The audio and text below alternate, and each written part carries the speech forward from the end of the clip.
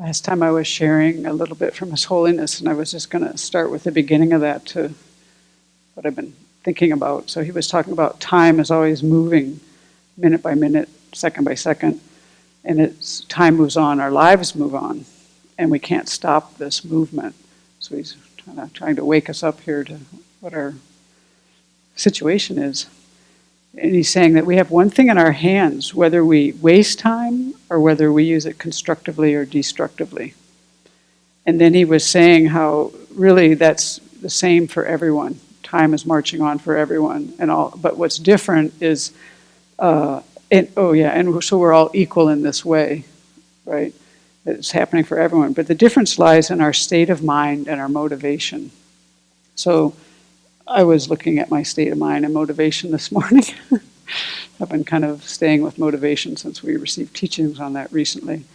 And one thing I often do is I read from Shantideva to help me put my mind in the right place.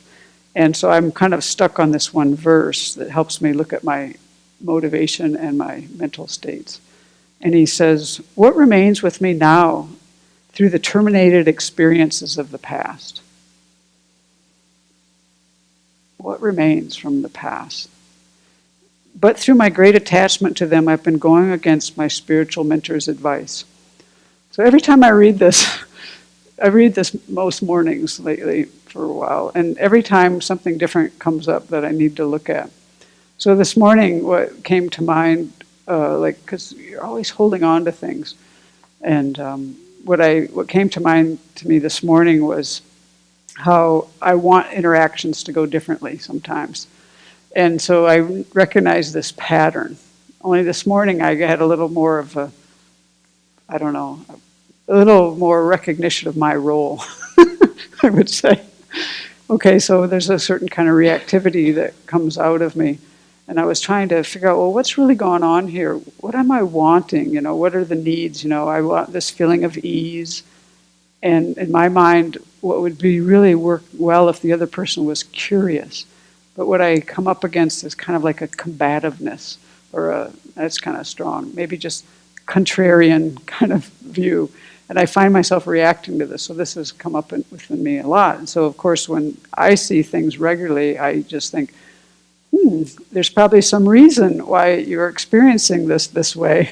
And I always try to turn the mirror. So where am I being like this, And so it was so funny, because then when I did that, I was thinking, well, what are my needs? Yeah, I'm wanting this feeling of ease and curiosity, and I really enjoy learning when we're curious, and it really is like a joy buster when you meet with kind of a, what's the word that I had? Contested, when things are like contested, rather than just like curious, So, and I find myself reacting to this sometimes quite strongly, and then I just have to kind of end the interaction. I just I'm out of here, see ya. So I'm looking at what's happening in my mind there, what's my share of this? And what really came to mind so strongly to me was this, I had read this thing some months ago about a leather bag. Being like a leather bag, like my mind is like this hard leather. And so then I was thinking wow, this is kind of what would it be like if it wasn't what you have is like two hard leather soccer balls running into each other and just bouncing off, all right? And if one person's mind could have been flexible in the situation, instead of going like this, it would kind of go, like you do with Tai Chi, where whatever comes at you, or Judo, or whatever it is, whatever comes at you, you just take it. And I always have that image of, wouldn't it be nice when things came at you if you could just roll with them and let them go aside? But if your mind is like a hard leather, it can't, right? So then I was thinking, well, where did I get that thing about hard leather from? And then I remembered, and I finally found it. And here's what Jamgon Cultural Lodotre says. He has this beautiful verse about practicing the Dharma. And when I read this, I was like, yeah, this is what's happening in my mind then. He says, this rigid character is like the old leather of a butter bag. So I guess they must have had butter bags in old Tibet or something. So here, it's just rigid, Without softening it, I cannot mix my mind with the Dharma. Yeah, that seems true. What's happening in that moment, it's not, my mind is not a Dharma mind when my mind's doing that at all. Not letting my own child do whatever it likes, may I sincerely practice the supreme Dharma. So there again, it's pointing us back to ourselves and our, I, me mind, and it just feels like the big I is in the way and rigid and strong. And so for me, it's helpful to see that because that's like the first step of like taking responsibility for my side of interactions and what I can do. Because if I could be like something soft that this ran into, then the whole thing would be different. Well, that's my next task, is to, because it happens so quickly for me that, I'm just kind of like, boom. So maybe that will help you too. Not seeing yourself as an old leather bag, but know that you can soften things up and have a Dharma mind for these activities.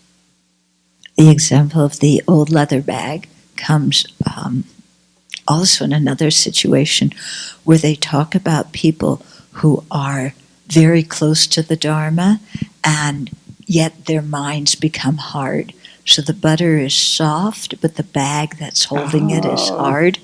So you're so close and you hear teachings and everything, but your mind is inflexible, like the leather bag. So it also comes in that context. Yeah, and that for us who live here is quite important because we're surrounded with the Dharma all day long, and then you watch your mind get rigid and it doesn't work.